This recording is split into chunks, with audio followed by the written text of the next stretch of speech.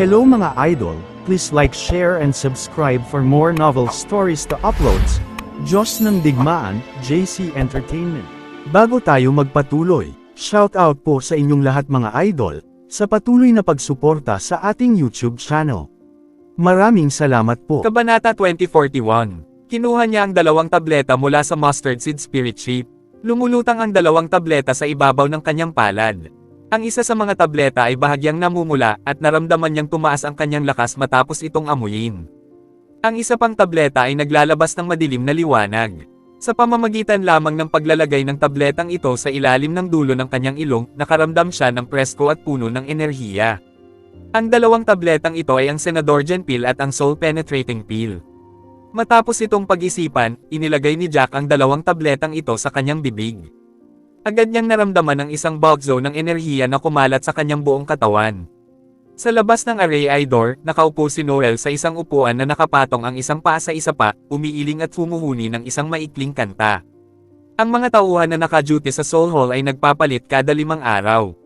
Ngayon, si Noel na naman ang naka-duty. Sa pangkalahatan, habang mas motibado ang isang disipulo, mas maraming oras ang gugugulin niya sa pagsasanay kahit na hindi ito pinayagan ng kanyang kapaligiran. Gayunpaman, malinaw na walang motibasyon si Noel.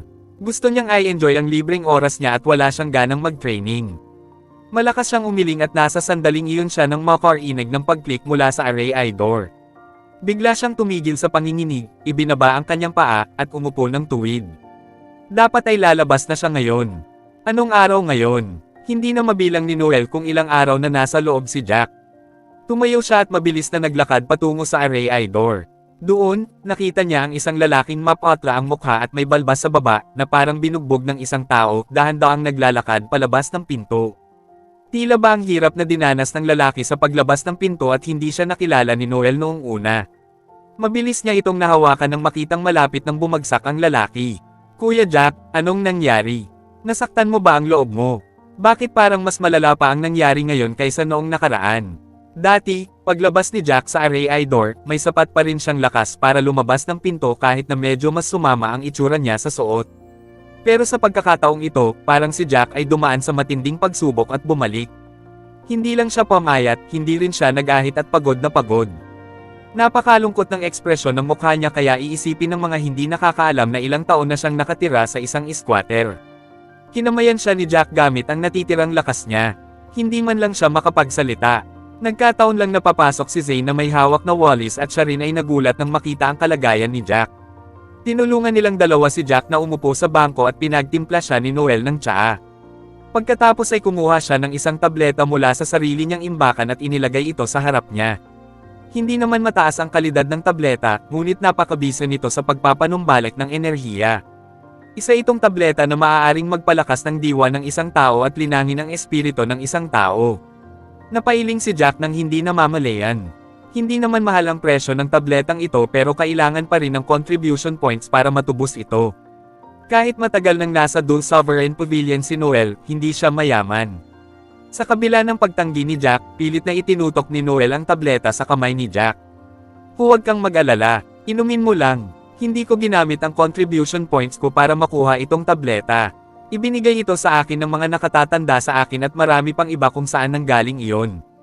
Mas kailangan mo ito kaysa sa akin ngayon. Mababayaran mo ako mamaya. Walang ibang nagawa si Jack kundi tanggapin ang tableta dahil sinabi na ito ni Noel. Isa pa, tama siya na kailangan ni Jack ang tabletang nagpapanumbalik ng enerhiya. Matapos mag-atubili ng ilang segundo, sa wakas ay isinubo niya ang tableta sa kanyang bibig. Kabanata 2042. Banayad lamang ang mga nakapagpapagaling na katangian ng tableta. Kung ikukumpara sa 2 tabletang ininom niya dati, ang pagkakaiba sa mga katangiang panggamot ay halos parang langit at lupa. Ang mga katangiang panggamot ng Senador Gen Pill at ng pill na tumatago sa kaluluwa ay parang nagliliyab ng mantika, at ang pill na ito na nagpapanumbalik ng enerhiya ay parang tubig bukal na umaagos. Ang banayad na mga katangiang nakapagpapagaling ay dahan-daang damaloy sa mga meridian ni Jack, pinagaling ang kanyang mga sugat at unti-unting nagpaparamdam sa kanya ng mas masigla. Pagkalipas ng 15 minuto, unti-unti siyang nakabawi mula sa kanyang kakulangan ng pisikal na lakas. Maraming salamat, Kuya Noel, sabi ni Jack pagkatapos humigop ng tsaa. Bagamat ayon sa mga patakaran, kailangang tawagin ni Jack si Noel bilang kanyang junior, pinili niyang huwag gawin ito, at sa halip ay tinawag niya itong kanyang senior. Pakiramdam niya ay mas magalang na gawin iyon. Matapos marinig si Jackie na tinatawag siya ng ganoon, napatawa si Noel at hindi na masyadong inisip iyon. Tinapik niya si Jack sa balikat at seryosong sinabi, parang gusto mong pahirapan ang sarili mo hanggang mamatay tuwing nagsasanay ka sa Array Door. Ito ang pinakamalala sa lahat ng pagkakataon. Tiningnan ko ang vitals mo noon at natuklasan kung may pinsala sa meridian mo. Anong ginagawa mo sa loob? Matapos marinig ito, mapait na napangiti si Jack. Upang mapaigting ang ikalimang soul sword, kusang loob niyang ininom ang Senadorgen pill at ang soul penetrating pill. Ang dalawang tableta ay napaka-dominant habang ang epekto ng mga ito ay dumadaloy sa kanyang katawan. Bagamat nagdudulot ang mga ito ng malalaking epekto, hindi rin siya komportable. Lalo na ang Senadorgen pill na mas dominante kaysa sa soul penetrating pill. Ang Senadorgen pill ay naglalaman ng napakalaking true energy. Hindi magiging ganoon kahirap ang epekto nito kung iinuman ito sa ilalim ng normal na mga pangyayari at bibigyan ng oras para tunawin ng dahan-dahan. Gayunpaman, bawat minuto sa Array Door ay mahalaga kay Jack kaya naman, gumawa siya ng isang baliw na desisyon. Isinantabi ang dominanteng katangian ng Senadorgen pill, pilit niyang hinigop ang mga nakapagpapagaling na katangian at mabilis na naibalik ang tunay na enerhiya sa kanyang katawan. Napinsala rin niya ang mga meridian dahil sa nangingibabaw na mga katangiang panggamot nito kaya paglabas niya, nanghihina na siya ay halos gumapang palabas ng pinto. Gayunpaman, malaki ang naging gantimpala niya at kahit na aksidente niyang nasugatan ang kanyang mga meridian, matagumpay niyang napaigting ang ikalimang soul sword. Tutal, ilang araw lang naman ang kakailanganin niya para maayos ang kanyang mga meridian. Huminga siya ng malalim. Hindi magandang sabihin sa kanila ang lahat ng ito kaya't sinabi na lang niya, walang sakit, walang pakinabang.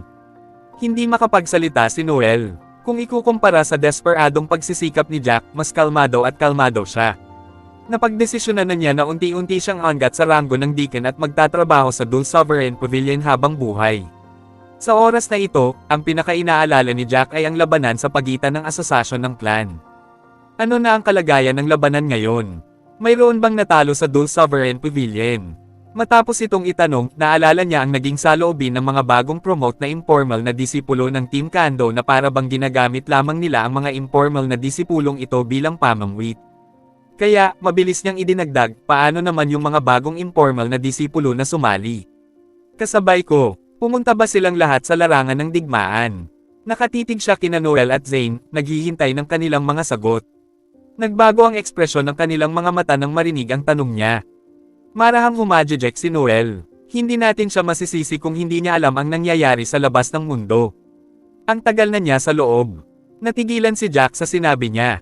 Anong ibig niyang sabihin? May nangyari bang malaking bagay habang nasa loob ako? Tapos na ang digmaan, sagot ni Noel nang hindi na hinintay pa ang tanong niya. Wala nang away. Tanong ni Jack nang nakakunot ang noo. Kabanata 2043. Tumanggaw si Noel, naiwan si Jack na walang masabi. Simula nang dumating sa kontinente ng Hestia, narinig na niya ang tungkol sa kaguluhan sa pagitan ng Dul Sovereign Pavilion at ng Muddled Origin Clan.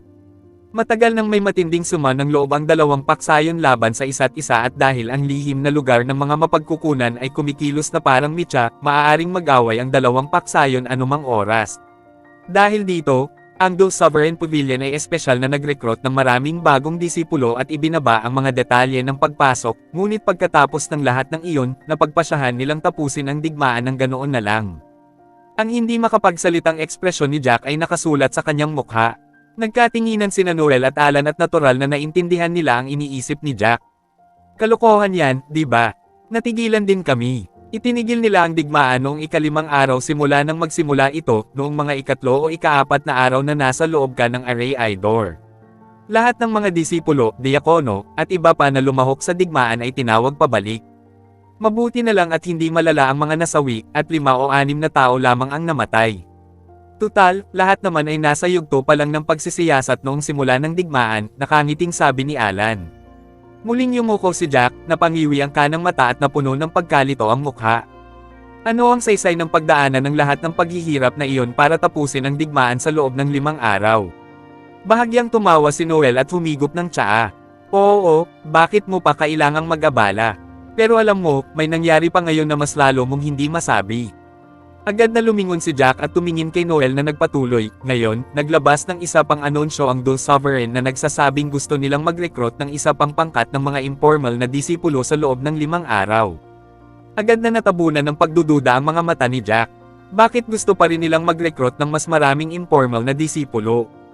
Tumigil na ang digmaan, at hindi na nagkukulang ng mga disipulo sa Dole Sovereign Pavilion. Ano ang saysay ng pagre-recruit ng napakaraming disipulo? Gusto ng bawat samahan ng angkan na pumili ng pinakamahusay sa mga pinakamahusay na mapapalaki. Pero ano ang saysay ng pagpili mula sa mga tinanggihan? Malinaw na hindi rin ito maintindihan ni Alan. Nagtataka niyang tanong, bakit nila ginagawa ito? Hindi ko talaga maintindihan. Maaari kayang kulang sa mga disipulo ang Dole Sovereign Pavilion. Alam na alam nilang tatlo sa kanilang mga puso na hindi nagkukulang ang mga disipulo. Bukod dito, limitado ang mga mapagkukunan ng mga asosasyon ng clan. Kakailanganin nila ng mas maraming mapagkukunan kung plano nilang mag-recruit ng mas maraming disipulo. Kahit ang batch ni Jack ay medyo lumampas na sa limitasyon. Kaya natural lang na maghinala sila. Hindi ko maintindihan noong una, pero pagkatapos kong pag-isipan, medyo naiintindihan ko na ang ginagawa nila. Alam mo ba kung paano tumigil ang digmaan? Matatag na sabi ni Noel. Nabalitaan kong ang Thousand Leaves Pavilion ang pumihil dito, walang tigil na sabi ni Alan. Thousand Leaves Pavilion. Nakataas na kilay na tanong ni Jack. Bagamat 3 salita lang ang sinabi ni Jack, sabay na natigilan sina Alan at Noel. Walang imik na sumulyap si Noel kay Jack. Inilagay niya ang tasa ng tsaa na hawak niya sa mahabang mesa, inikot ang kanyang katawan, at may masalimuot na ekspresyon sa kanyang mukha, talaga bang nakatira ka sa ilalim ng bato sa loob ng mahabang panahon. Paano mo hindi alam ang tungkol sa Thousand Leaves Pavilion? Hindi talaga alam ni Jack. Bago siya sumali sa Clan Association, plano niyang unti-unting alamin ang tungkol sa West Cersei State pero nang makapasok siya, sunod-sunod ang mga bagay na hindi niya alam kaya wala siyang masyadong alam tungkol sa mundong ito.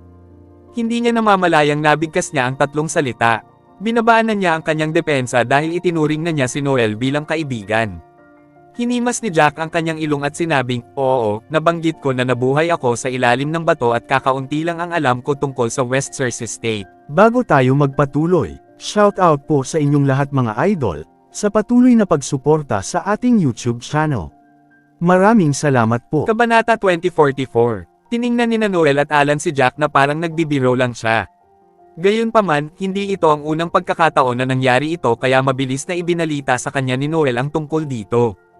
Ang Thousand Leaves Pavilion ay ang pangalawang asosasyon ng clan sa ika-4 na baitang at isa rin sa 2 pinakamakapangyarihang asosasyon ng clan sa loob ng West Cersei States. Malakas din ang ating Dole Sovereign Pavilion ngunit kumpara sa Thousand Leaves Pavilion, ito ay tila kulang pa rin. Sa katunayan, ang Dole Sovereign Pavilion at ang Model Origin Clan ay parehong nasa ilalim ng jurisdiction ng Thousand Leaves Pavilion. May dahilan siguro kung bakit biglang pinahinto ng Thousand Leaves Pavilion ang labanan sa pagitan ng 2 asosasyon ng clan. Bukod dito, narinig ko na ang Sectmaster ng Thousand Leaves Pavilion ang personal na humawak sa bagay na ito. Dahil ang Sectmaster mismo ang lumapit, ang aming Dole Sovereign Pavilion at Modeled Origin Clan, na parehong mga asosasyon ng clan sa ika-3 baitang, ay hindi nangangahas na suwiin ang kanyang mga utos. Ngunit ang Thousand Leaves Pavilion ay hindi pa nakikialam sa ganitong uri ng bagay noon at karaniwang nagbubulag-bulagan kahit na maraming mahuhusay na mandirigma ang namamatay sa digmaan sa pagitan ng 2 asosasyon ng clan. Pagkatapos magpaliwanag, tumingin si Noel sa malayo nang may nagmumuni-muni na ekspresyon sa kanyang mukha. Tumango si Jack at may bahid ng pag-aalinlangan, kaya ang sinasabi mong may malaking mangyayari at ang Sectmaster ng Thousand Leaves Pavilion ay walang ibang nagawa kundi ang humarap para pigilan ang digmaan sa pagitan ng 2 asosasyon ng clan. At tayo ay nananatiling walang alam dahil sa ating mababang katayuan. Tumango si Noel. Iyon mismo ang ibig niyang sabihin. Malalaman natin sa hinaharap, ngunit ang pagtigil ng digmaan ay isang magandang bagay din para sa atin. Bagamat ang digmaan ay magpapahusay sa ating bisa sa pakikipaglaban at mabuti para sa pagpapabuti ng ating cultivation base, ito ay lubhang mapanganib pa rin. Gugustuhin ko pang lumahok sa isang digmaang tulad niyan. Walang pakialam na tumango si Jack. Parang biglang may naisip si Noel. Binawi niya ang tingin mula sa malayo at itinoon ito kay Jack. Mula sa espasyo ng imbakan, kumuha siya ng 2 set ng array board na kasing laki ng palad at inilagay ang mga ito sa harap ni Jack. Kunin mo itong 2 maliliit na defense array board. Ang dalawang maliliit na hanay ng depensa na ito ay inukitan ng mga selyo ng rune curse at naglalabas ng mahinang liwanag. Ang mga selyo ng rune curse na ito ay patuloy na nagpapalitan ng posisyon na nagpapabago sa hugis ng mga selyo ng rune curse. Bagamat maliliit ang mga ito ay ginawa ng may pagmamahal at katangi tanging kagandahan ng isang dalubhasa. Naramdaman ni Jack na masyadong mahal ang regalo at agad na umiling, ngunit bago pa man siya makapagsalita, sinabi ni Noel, tulad ng sinabi ko, kung saan ka pupunta, mas kakailanganin mo ito kaysa sa akin at kung sa tingin mo ay masyadong mahal ito, maaari mo akong bayaran sa pamamagitan ng mga contribution points. Alam kong ayaw mong magkautang sa iba kaya ituring mo na lang ito na parang pinapahiram ko lang ito sa iyo. Parang naibsan ng mga salita ni Noel ang bigat ng nararamdaman ni Jack pero bigla siyang may naisip at agad na umiling muli. Paano mo nalaman na susunod akong pupunta sa Mount Beasts? Ngumiti si Noel at sumulyap sa kanya. Siyempre pupunta ka sa Mount Beasts. Kahit na sinubukan mong pigilan ang iyong emosyon, alam kong interesado ka talaga sa lugar na iyon noong pinag-uusapan ito nina Morten at Gerald sa harap natin. Marami kang makukuhang puntos sa lugar na iyon. Ang pinakakulang mo sa ngayon ay puntos.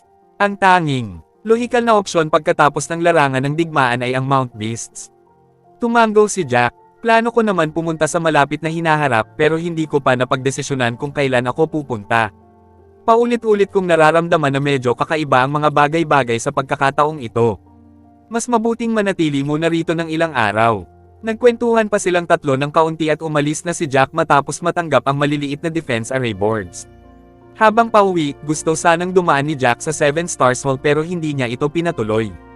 Plano niyang ipagpalit ang huling 10 puntos niya para sa isang mapa ng mga bundok na hayop na nagpapakita ng antas ng panganib ng bawat lugar. Kabanata 2045. Mura at kapaki-pakinabang ang mapa. Gamit ito, mahahanap ng isa ang mga detalye ng kinaroroonan ng mga halimaw at ang kanilang antas ng kahirapan. Ang mga halimaw na halimaw ay may napakalakas na konsepto ng mga teritoryo, at ang mga mahihina ay hindi kailanman sasalakay sa mga teritoryo ng makapangyarihang mga halimaw. Ang mga mandirigmang gustong makaligtas sa paglalakbay sa bundok ng mga hayop ay makakakuha ng mapa na tulad nito. Gamit ang mapang ito, makakapanatili silang malapit sa lugar kung saan naroon ang mga mababang level na halimaw. Sa ilalim ng mga pangyayaring ito, hanggat hindi sila masyadong malas o aksidenteng nakapasok sa pugad ng mga halimaw na may mataas na antas, lalabas silang walang sugat. Dahil maingat si Jack, hindi siya pumunta mismo sa 7 Stars Hall. Sa halip, hiniling niya kay Brooke na pumunta para walang makaalam na hawak niya ang mapa. Mas mabuting mag-ingat kaysa magsisi. Walang sino man ang maglalakas loob na gumawa ng anumang bagay na masyadong lantaran sa kanya habang nasa loob pa siya ng mga hangganan ng Dul Sovereign Pavilion ngunit ibang usapan kung nasa labas siya. Hindi natatakot si Jack sa ibang mga disipulo ngunit alam niya kung saan ang kanyang limitasyon. Walang garantiya na makakalabas siya ng buhay kung ang kanyang mga kaaway ay magpadala ng isang grupo ng mga bihasang mandirigma upang habulin siya.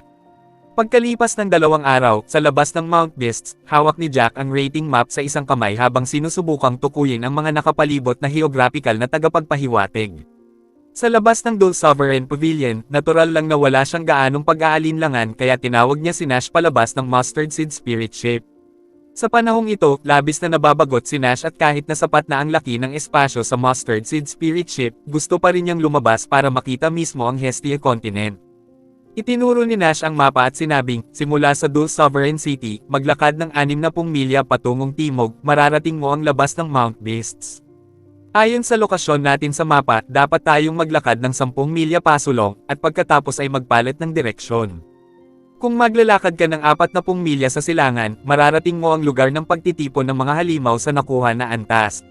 Sa tuwing maglalakad silang dalawa sa isang tiyak na distansya, ikinukumpara nila ang mapa sa paligid. Ito ay upang maiwasan ang maling daan, kahit na sila ay nasa isang lokasyon na malayo sa pugad ng makapangyarihang mga halimaw. Gayunpaman, makabubuting mag-ingat sila sa paglalakad dahil ang bundok ng hayop ay laganap sa mga halimaw at demonyo. Itinabi ni Jack ang mapa matapos kabisaduhin ang tinatayang lokasyon at nagpatuloy sa pagsama sa kanyang ama. Sumulyap si Nash kay Jack, tumawa, at sinabing, akala ko hahanapin mo talaga ang lugar ng pagtitipon ng mga innate level monsters. Umiling si Jack at walang tigil sa paghakbang, at sinabing, bagamat ang layunin ng biyaheng ito ay para makakuha ng mas maraming contribution points, dapat pa rin akong mag-ingat dahil ito ang unang beses ko rito. Isa pa, nag-aalala ako sa iyo kaya wala akong ibang magawa kundi ang magdahan-dahan. Sa pamamagitan ng paggalugad muna sa pinakaligtas na lugar, malalaman natin kung saan tayo tatalikod kung sakaling makasalubong ka ng panganib. Tumango si Nash. Naiintindihan na niya ngayon ang mga alalahanin ng kanyang anak. Hindi ko kailanman naisip na ang Mount Beasts ay magiging ganito kalawak. Para maging eksakto, hindi ito dapat tawaging Mount Beasts kundi Mountain Range Beasts. Upang maiwasan ang pagdududa ng ibang tao sa kanyang pagkakakilanlan, si Jack ay paspusang nagsikap na matutunan ang pinakasimpleng kaalamang geographical ng West Cersei State. Ang estado ng kanlurang Cersei ay nahahati sa tatlong bahagi ng bundok ng mga hayop. Ang bundok ng mga hayop ay matatagpuan sa sentro ng estado ng kanlurang Cersei at sumasakop sa isang malawak na lugar. Ang pinakatimog na bahagi ng West Cersei State ay nasasakupan ng asosasyon ng clan sa ika-4 na baitang, ang Corpse Pavilion. Mayroong kabuoang lawak na 2 asosasyon ng angkan para sa ika-4 na baitang sa West Cersei State, at isang asosasyon ng angkan para sa ika-4 na baitang ang namuno sa isang lugar. Ang Corpse Pavilion ay nasa timog ng Mount Beasts, at ang Thousand Leaves Pavilion ay nasa hilaga. Ang dalawang samahan ng angkan ay pinaghihiwalay ng mga bundok na hayop. Dahil sa sobrang layo ng kanilang pagitan, nanatili sila sa kani-kanilang nasasakupan sa loob ng maraming taon. Kabanata 2046. Tutal, ang dalawang angkan ay pinaghihiwalay ng mga bundok na halimaw na nasa pagitan, at ang mga halimaw na hayop ay laganap sa bundok. Kahit ang pinakamalakas sa asosasyon ng clan sa ika-4 na baitang ay hindi nang ahas na tumawid sa Mount Beasts dahil siguradong mamamatay sila kung gagawin nila iyon. Ang lawak ng Mount Beasts ay bumubuo ng mahigit doble kaysa sa sakop ng impluwensya ng Thousand Leaves Pavilion. Ganoon kalawak ang bundok at ang kasalukuyang lokasyon ni Jack ay nasa pinakadulo lamang ng bundok.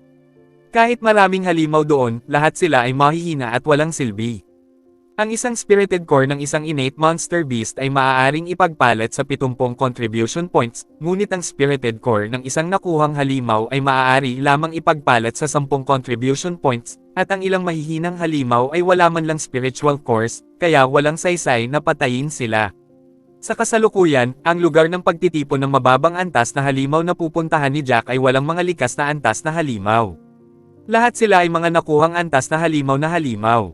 Hindi naman sa ayaw ni Jack na subukang atakehin ang mga innate level monster beast, pero naisip niya na dapat muna niya maging pamilyar sa nakapalibot na kapaligiran at magplano ng ruta para makatakas.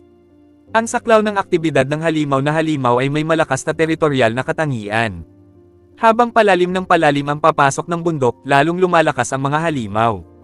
Kaya naman, mainam na magkaroon ng mapa ng ruta para makatakas kung sakaling sila ay makaranas ng anumang panganib. Matapos malaman ni Nash ang plano ni Jack, tinapik niya ito sa balikat at sinabing, mas maingat ka kaysa sa inaakala ko. Kaya naman hindi nakita kailangang alalahanin. Ngumisi si Jackie at hinawakan ang ilong niya. Mababawasan nito ang panganib. Totoo na ang mga nakuhang halimaw sa antas na ito ay mas mahalaga sa puntos ngunit mas mapanganib din sila. Kasalukuyan akong nasa unang yugto pa lamang ng innate level at makaka-address lamang ako kung napapaligiran ako nila.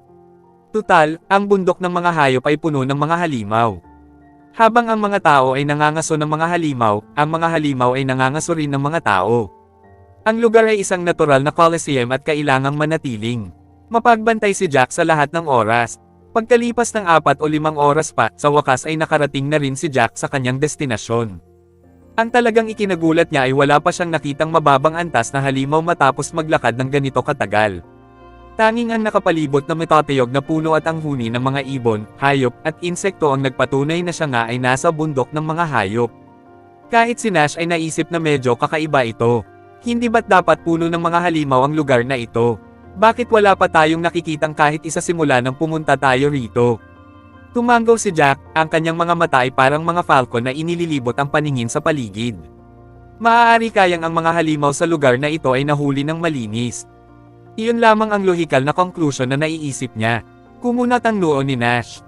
Nang makitang kinuha ni Jack ang rating map para sa mapanganib na lugar ng Mount Beast, nag-aalangan siyang nagsabi, sa tingin ko hindi na natin dapat paniwalaan ang mapang ito. Malinaw na hindi ito tumpak. Tutal, hindi natin alam kung kailan iginuhit ang mapang ito. Maaaring inilipat na ng mga halimaw ang kanilang lungga. Biglang nanginig ang mga tainga ni Jack, at bigla niyang iniling ang kanyang ulo. Hininaan niya ang kanyang boses at nagtanong, naramdaman mo ba ang ihip ng hangin ngayon lang? Nang makita ni Nash ang maingat na ekspresyon ni Jack, lalo niya ring pinag-ibayo ang kanyang pagbabantay. Sinimulan din niyang libutin ang paligid ng matatayog na puno. Gayunpaman, tanghali na noon, at sumikat na ang araw sa pinakagitna. Kahit nagtataas ang mga puno, tumatagos pa rin ang sikat ng araw sa mga siwang ng mga dahon, na nagbibigay liwanag sa paligid. Nagpakita ng kaunting halumigmig ang damo sa lupa, at malambot ito ng tapakan nila. Naamoy nila ang madyugo na amoy nito. Gayunpaman, hindi ito naging dahilan para mag-alala si Nash, dahil simula nang tumuntong sila sa Mount Beasts, ang amoy na ito ang namumuo sa kanilang mga ilong. Sigurado akong walang hanging umiihip ngayon lang.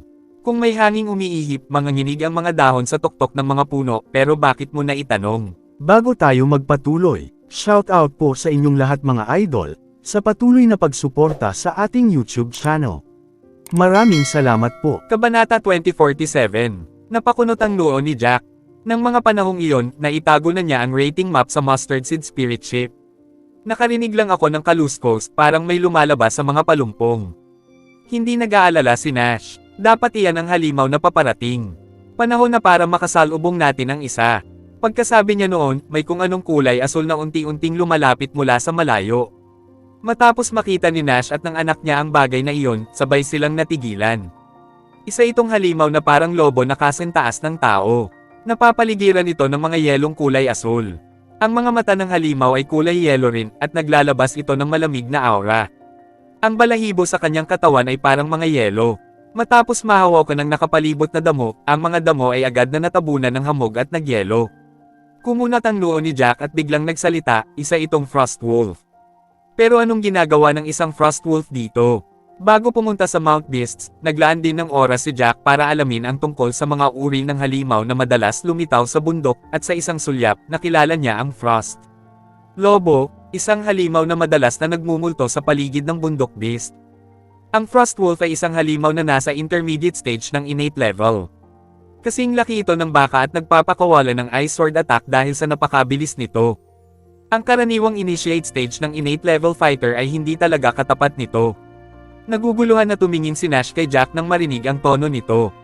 Huminga ng malalim si Jack at hinawakan ang braso ng kanyang ama. Pumunta ka muna sa Mustard Spirit Ship. Ang halimaw na ito ay isang intermediate na yugto ng innate level. Nang marinig iyon, nagbago ang ekspresyon ng mukha ni Jack.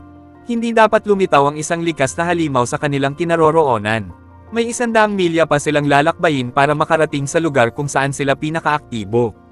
Gayunpaman, hindi pa ito ang tamang panahon para magtaka tungkol sa lahat ng ito. Tumanggaw si Nash at ang espasyo sa paligid niya ay nag-iba nang siya ay naging isang sinag ng liwanag at sumubsob sa Mustard Seed Spirit Ship. Bagamat mayroon ding cultivation base si Nash, ang kanyang cultivation ay maituturing lamang na isang martial artist sa acquired level. Hindi niya matutulungan si Jackie at magiging pabigat lamang ito sa kanya. Mas ligtas para sa kanya ang bumalik sa Mustard Seed Spirit Ship. Tinitigan ng Frost Wolf si Jack nang may masamang tingin na para bang masarap siyang kainin. Ang mga halimaw na nasa likas na antas ay may pambihirang katalinuhan at kayang mag-isip na parang tao. Biglang umatras si Jack. Malinaw na nakita ng Frost Wolf ang kanyang antas ng cultivation, at hindi niya ito sineryoso. Ibinunyag niya sa kanya ang matatalas niyang pangil, parang pas ang nakikipaglaro sa daga, na parang sinasabi kay Jack na wala siyang paraan para makatakas.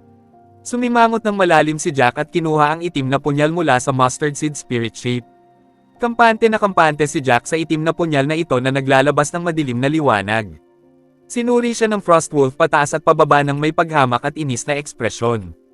Humakbang siya ng ilang hakbang papalapit ngunit nanindigan si Jack. Tila ayaw nang mag-aksaya ng oras ang Frost Wolf kay Jack at sinimulan nitong bahagyang ibaluktot ang kanyang mga paa at kamay. Biglang napagtanto ni Jack na may plano itong umatake at hindi niya dapat ito basta-basta ipagwalang bahala. Nagsagawa siya ng ilang handsails at isang serye ng mga itim na ro ng dam alloy mula sa kanyang mga daliri at mabilis na itinurok sa itim na punyal. Sumabog ang itim na punyal na may kasamang maitim na liwanag, at sumanib dito ang 4 na soul swords. Sa sumunod na segundo, nakaramdam si Jack ng malakas na hangin at lamig na nakakamanhid sa bungo. Pinaikit niya ang kanyang mga mata at inayos ang kanyang posisyon. Nakarinig siya ng umuugong na tunog at 3 o 4 na nagyayelong asul na sinag ng liwanag ang sumulpot patungo sa kanyang kinatatayuan. Kaagad pagkatapos, may narinig na kalabog, at ilang 6 na panig na kristal ng yelo ang lumabas mula sa posisyon kung saan siya nakatayo lamang. Ang mga kristal na yelong ito na may 6 na panig ay nagdadala ng malakas at malamig na hangin, na agad na nagpalamig sa nakapalibot na damo at lupa. Kabanata 2048. Nanlamig ang mga mata ni Jack nang makita ang nangyari. Hindi talaga niya dapat maliitin ang halimaw na ito. Ang isang suntok mula rito ay maihahambing sa atake ni Wesley. Mas lalo pang naguluhan si Jack dahil dito. Tutal, ang lugar na kinaroroonan niya ay kabilang sa pinakadulong paligid. Dapat ay ligtas na ligtas ito. Kahit si Wesley ay mahihirapang manalo laban sa Frostwolf, ano pa nga ba ang masasabi tungkol sa iba pang mahihinang informal na mga disipulo? Nagkataon lang ba na nabangga ni Jack ang isang Frostwolf dito? Pinaikit niya ang kanyang mga mata at ipinaalala sa sarili na wala siyang oras para isipin ang lahat ng ito. Mabilis na umatake muli ang Frostwolf nang makita nitong hindi ito pamalya. Sumugod ito kay Jack sa pamamagitan ng pagtulak gamit ang malalakas nitong binti sa likuran. Nako, ang bilis ng Frostwolf ay napakabilis kaya't isang malabong asul na liwanag lamang ang kanyang nasulyapan. Nanginginig ang kanyang puso at patuloy ang kanyang mga kamay sa paglalagay ng mga hand seal. Patuloy siyang umatras habang pinapagana ang mga batas ng kalawakan upang maiwasan ang kagat ng Frostwolf. Ganoon kalakas si Jack, ang isang mandirigmang nasa unang yugto ng innate level ay tiyak na hindi makakaiwas sa atake ngunit sa kanyang bilis, mabilis na nabuksan ni Jack ang distansya sa pagitan niya at ng Frostwolf. Kahit ano paman, may kalamangan ang Frostwolf pagdating sa malapitan o malapitang labanan.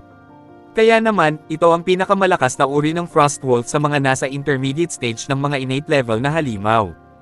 Ang malayelong mga matang tumingin sa direksyon kung saan tinakbo ni Jack. Bahagyang nanliit ang mga mata nito, at tila nagulat na ang taong nasa harap nito ay mas malakas kaysa sa inaakala nito. Nagawa niyang iwasan ang kanyang atake sa tulong ng batas ng kalawakan at sa loob ng 2 o 3 paghinga, nakapaglagay na si Jack ng malaking distansya sa pagitan niya at ng Frostwolf.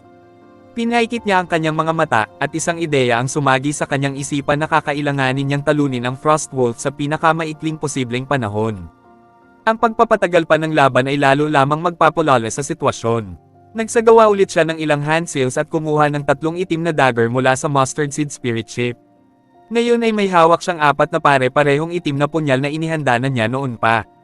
Huminga siya ng malalim, at isang kulay abong itim na liwanag ang sumilay sa kanyang mga kamay.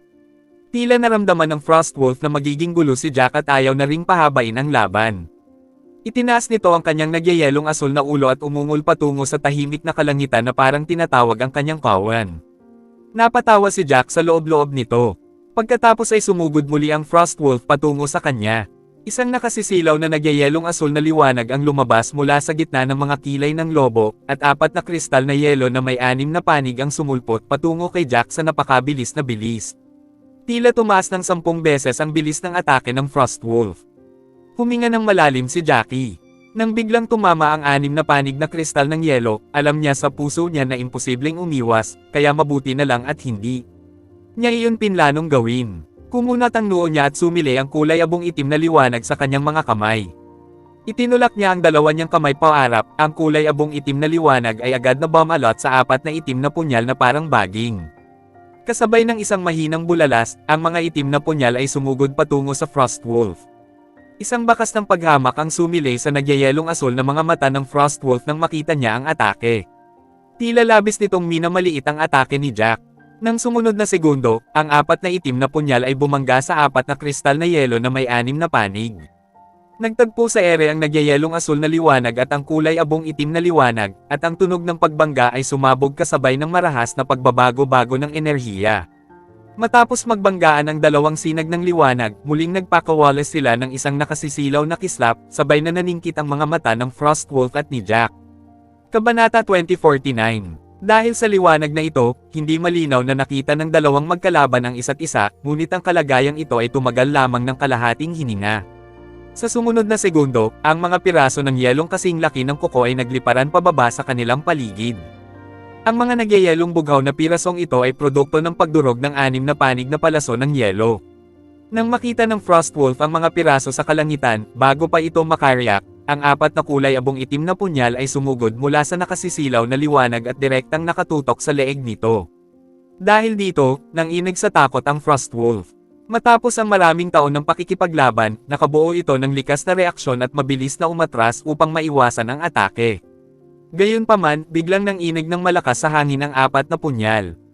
Ang 3 punyal sa gitna ay lalong nanginig ng malakas. Nakarinig ng click, ang Frostwolf at ang 3 punyal ay sumabog sa ere, at ang mga nabasag na piraso ay tumilapon patungo sa paligid na parang karayom na bakal. Nakita mismo ng Frostwolf na kahit na sumabog na ang 3 punyal, mayroon pa ring 3 itim na sinag ng enerhiya sa kanilang orihinal na posisyon. Sumusugod pa rin ang mga ito patungo sa kanya dala ang tanging punyal na hindi sumabog. Napansin ito ng Frostwolf na kakaiba at agad na umatras. Mabilis itong tumakbo palayo ngunit paano kaya pinalampas ni Jackie ang isang magandang pagkakataon para patayin ito ng tuluyan. Bamulong siya, ngayon na. Muli niyang isinagawa ang mga handsil, at ang 3 soul sword, sa ilalim ng kanyang kontrol, ay sumanib sa tanging punyal na hindi sumabog ng may umiindak na tunog.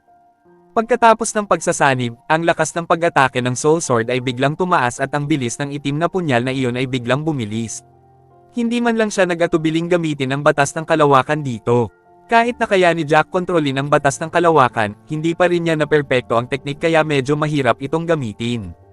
Gayunpaman, ngayong isang pambihirang pagkakataon ang ibinigay sa kanya, hindi niya maaaring bitawan ang Frostwolf na ito kahit anong mangyari.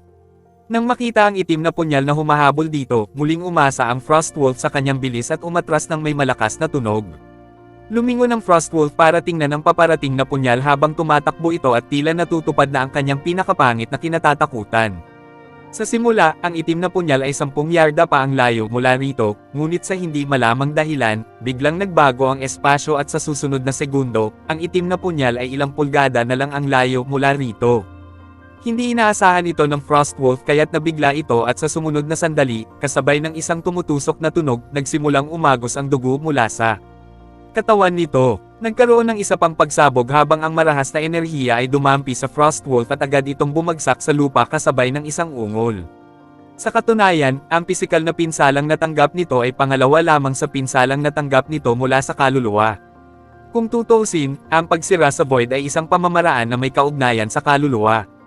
Ang kaluluwa ng halimaw ang kanilang kahinaan. Sa sandaling ang itim na punyal na may 4 na soul swords ay tumusok sa katawan ng Frostwolf, doon na naging giniling na karne ang kaluluwa nito. Hindi na ito maaaring maging mas patay pa kaysa sa dati. Bago pa man huminga ang Frostwolf, hindi pa rin ito maintindihan kung paano naging ganito kalakas ang isang tao sa unang yugto ng likas na antas. Nang makitang hindi gumagalaw ang Frostwolf sa lupa, nakahinga ng maluwag si Jack at lumabas si Nash mula sa Mustard Seed Spirit Ship. Maraming salamat sa lahat mga idol na sumusubaybay sa ating channel. Please subscribe to our YouTube and Facebook channel, JC Entertainment. Maraming salamat po. Kabanata 2050. Kumunat ang noo ni Nash at sumulyap kay Jack. Lumapit lang siya sa bangkay ng Frostwolf nang makita niyang tumango si Jack at inilagay ang kamay sa ilalim ng ilong ng lobo. Mabuti na lang at parang hindi ito nakalabas ng marahan sa madilim na gabi.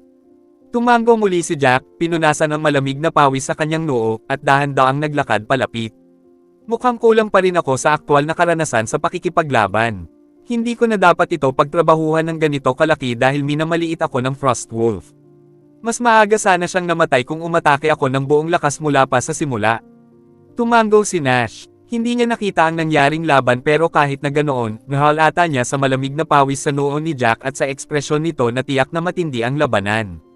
Sa oras na ito, ang mga nabasag na piraso ng 6 na panig na kristal ng yelo ay patuloy pa ring umaagos pababa mula sa itaas, na nagpapababa ng ilang degree sa temperatura. Gayunpaman, dahil sila ay mga taong may cultivation, hindi sila nababagabag ng lamig. Kumunat ang noo ni Nash, at saka sinabing, iimpake na natin ang Frostwolf at umalis na tayo agad. Sa paano man, sa tingin ko ay hindi ito ligtas na lugar. Tumango si Jack at agad na nagsimulang magtrabaho. Kumuha siya ng isang malaking kahon mula sa Mustard Seed Spirit Ship, kasama ang isang malaking kutsilyong pambalat, at kasama si Nash, sinimulang tanggalin ang mga bahagi ng halimaw na maaaring ibenta tulad ng spirited core at balat nito.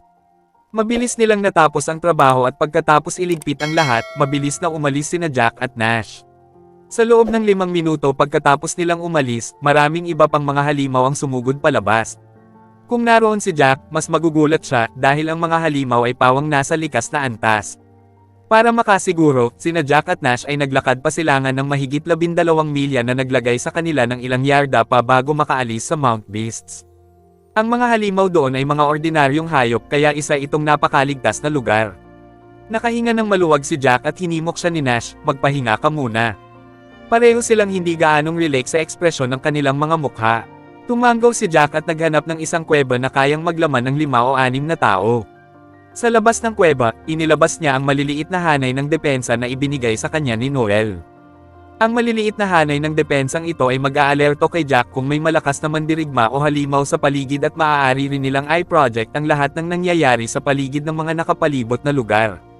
Bagamat ang mga ito ay mga ordinaryong hanay ng depensa at hindi kayang tiisin ang anumang pag-atake, ang kanilang kapakinabangan ay napatunayang kitang-kita sa mga panahong ito. Pagkatapos maghanda, pumasok sina Jack at Nash sa kuweba upang magpahinga sandali.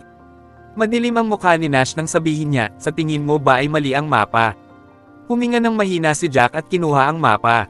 Hinati ng mapa ang bawat mapanganib na lugar, at maging ang mga lugar ng ilang makapangyarihang halimaw ay naka-highlight at minarkahan. Ang uri at lakas ng halimaw na halimaw ay nakasulat sa gilid. Tinitigan niya ang mapa at bahagyang umiling, hindi ko alam, pero lagi kong iniisip na baka may nangyaring aksidente. Tiningnan ni Nash si Jack ng seryoso at sinabing, siguro dapat na tayong umalis ng bundok at bumalik sa ibang pagkakataon. Kumunat ang noo ni Jack, halatang ayaw niyang gawin iyon. Pinag-isipan niya ito at sinabing, bagamat hindi nangyari ang mga bagay ayon sa inaasahan, dapat nating panindigan ang ating plano na manatili sa labas ng bundok. Dapat tayong maging ligtas hanggat walang nangyayaring hindi maganda. Please subscribe and hit the notification bell for more novel stories. JC Entertainment.